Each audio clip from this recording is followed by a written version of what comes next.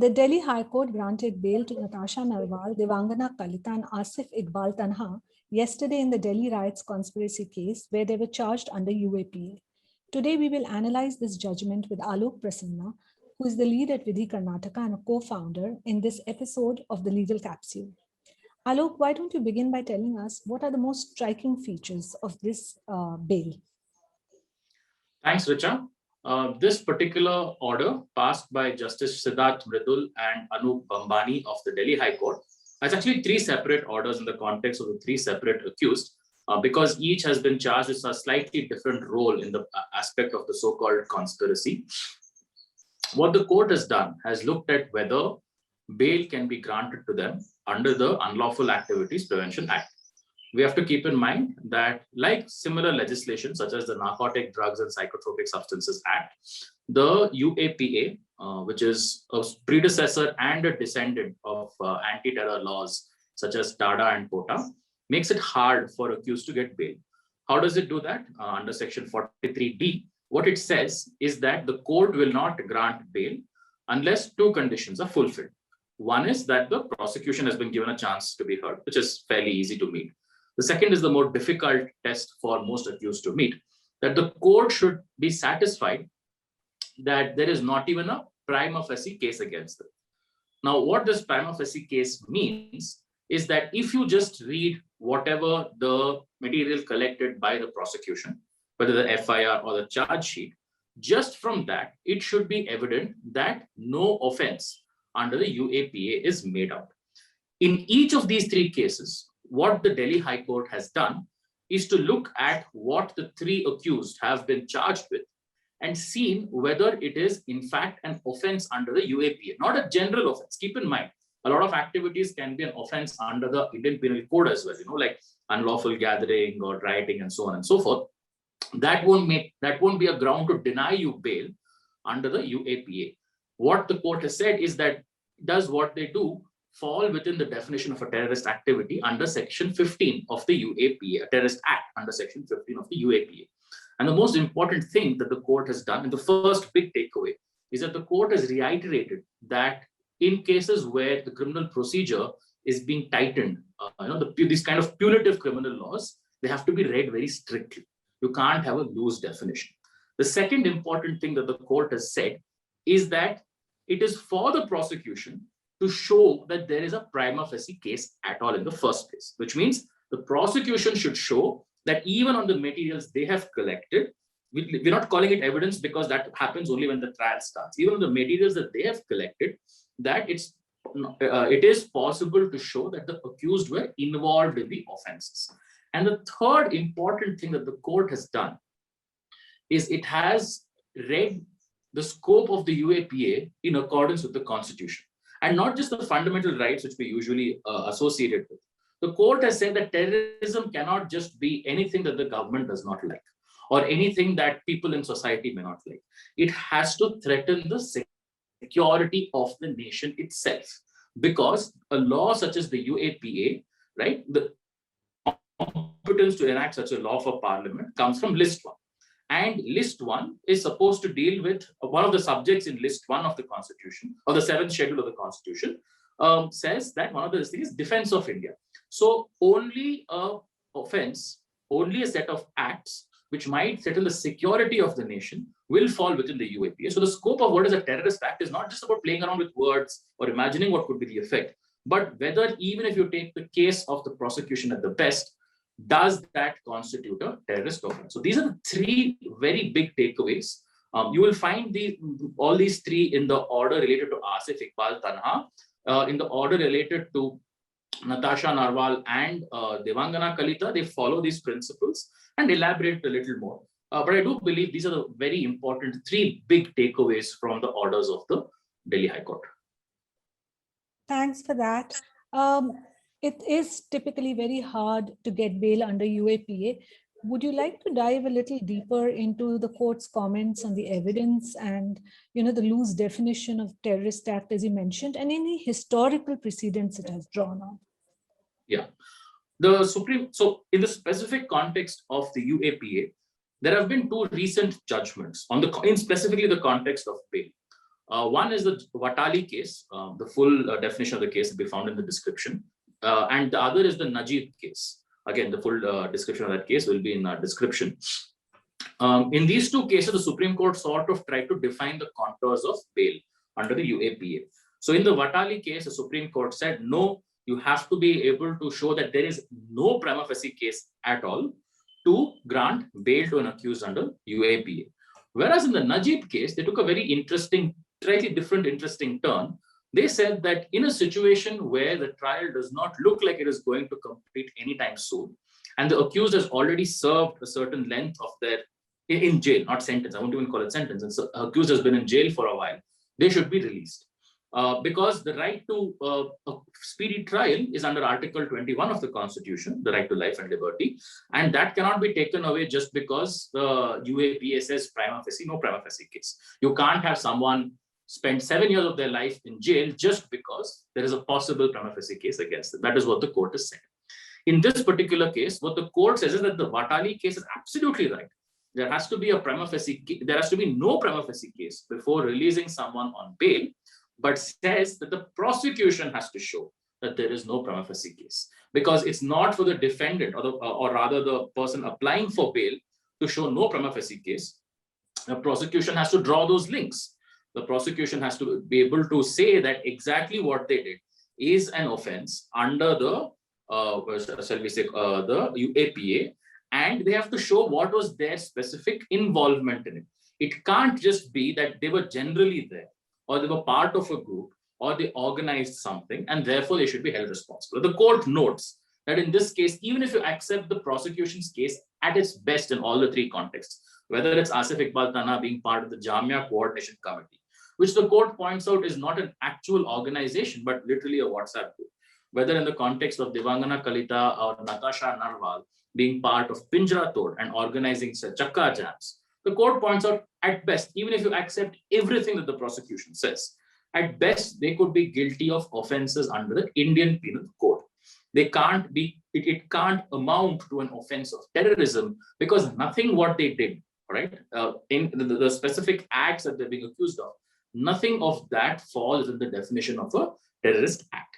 And more precisely, they sort of also feel that if we define a terrorist act so widely, it effectively means that the right to protest is over. Any protest that the government does not like, if it is free to sort of slap on UAPA charges because it threatens some policy of the government or questions some policy of the government or something in society, will be unacceptable to a large and powerful group of people. And that will effectively mean that the right to protest is over, and the right to protest is a fundamental part of your freedoms under this country. So peaceful protesting, even if it is not a peaceful protest, there are provisions under law in which they may be prosecuted. And the court says that is how they should be prosecuted.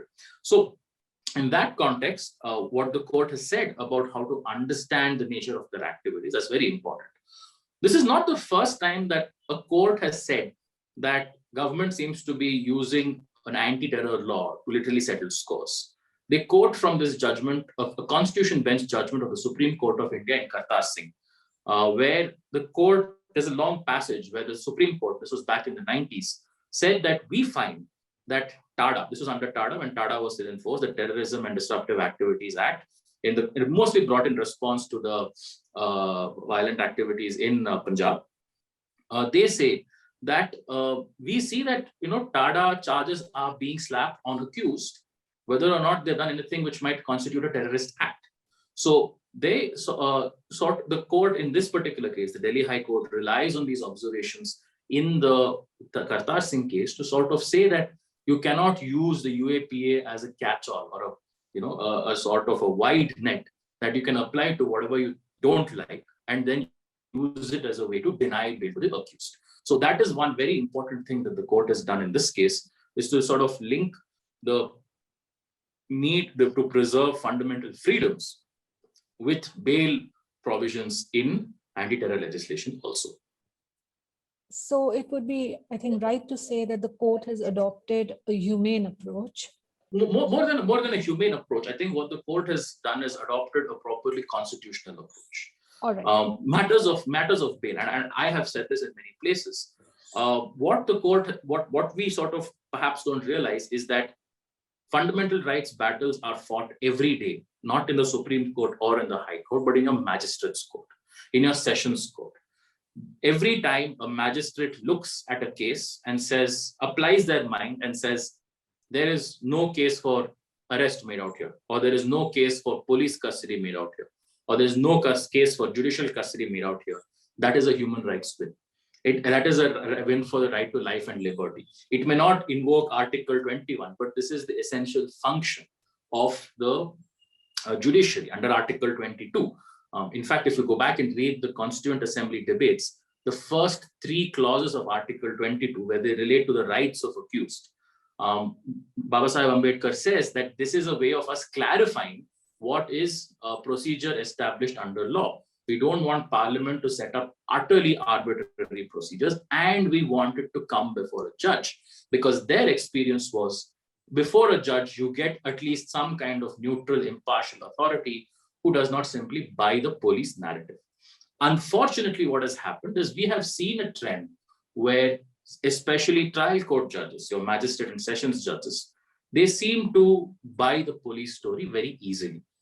And one part of it is because our systems seem to treat them with suspicion, saying, if you grant bail, you're probably someone who's doing it for the wrong reason. Nobody ever gets hauled up for indiscipline if they refuse bail. But if you grant bail, somebody makes a complaint, either it's the police or the complainant or somebody within the system, and questions are asked. So to stay on the safe side, magistrates and sessions judges may just simply deny bail.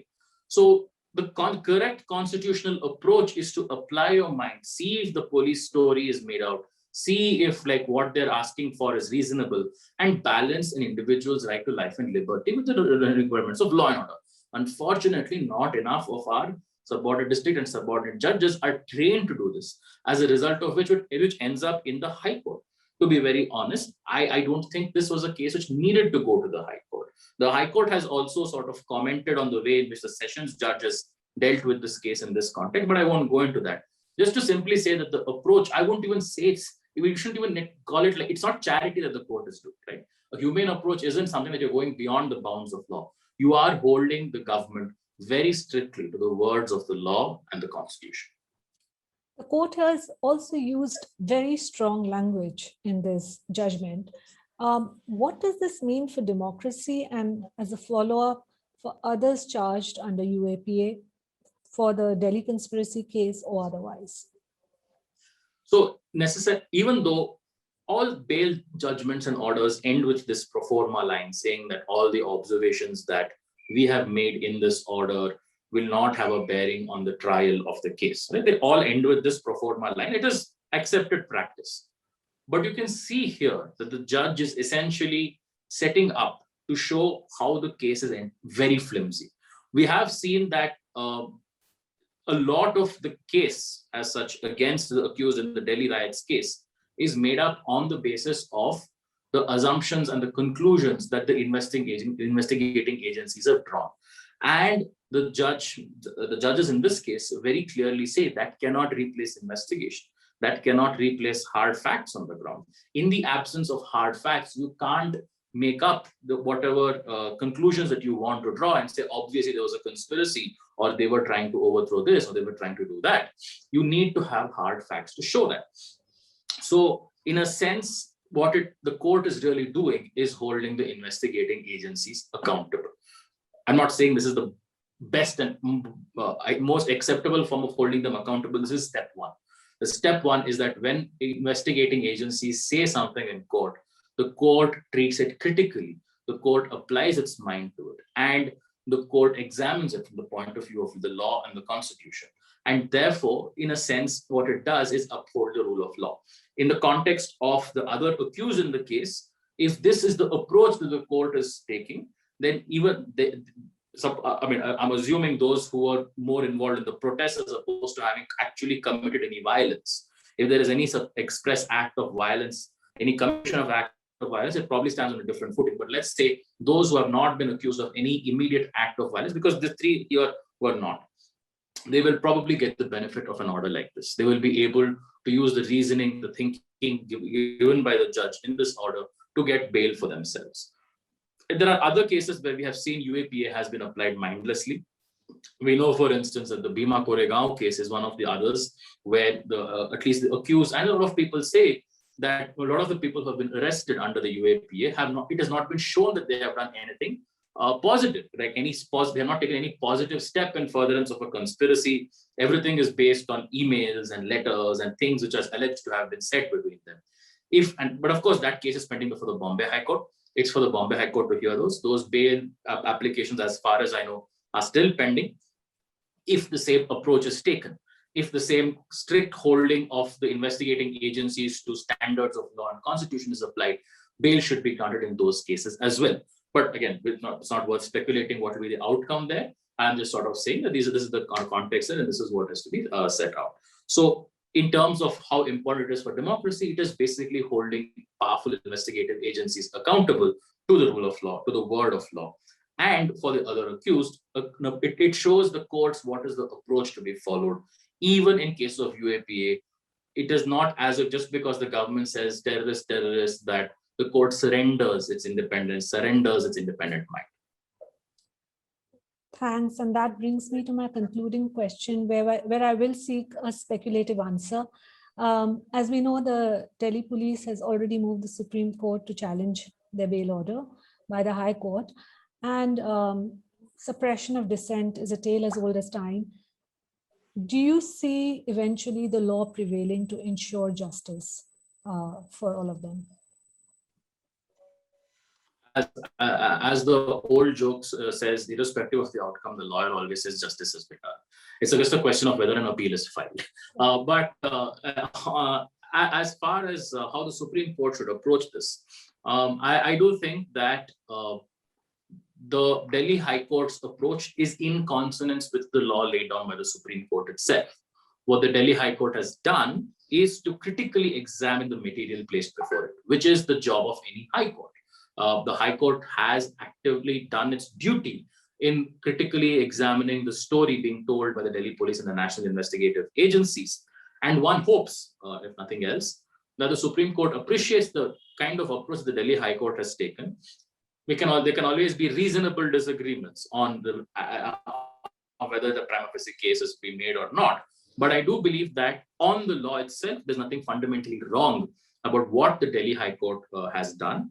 On the facts itself, I do not see a major glaring factual mistake in what the Delhi High Court has done. And for those reasons, I do not believe that the Supreme Court will interfere with this order. They may hear the case in detail, but I doubt very much if the Supreme Court might say that we should cancel the bail or they should go back to jail in this context. Thank you very much for your time, Alok, for participating in this legal capsule. My pleasure.